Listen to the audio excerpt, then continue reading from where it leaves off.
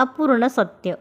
रेल्वेच्या खिडकीतून बाहेर पाहणारा 24 वर्षाचा मुलगा ओरडला, बाबा बघा झाड मागे जात आहेत. बाबा हसले आणि शेजारी बसलेल्या एका तरुण जोडप्याने 24 वर्षाच्या मुलाच्या वागण्याकडे दया दाखवून पाहिले.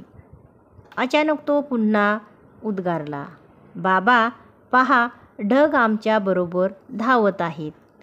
जोडपे प्रतिकार करू शकले नाहीत आणि म्हाताऱ्याला म्हणाले, तुम्ही तुमच्या मुलाला चांगल्या डॉक्टरकडे का नेत नाही?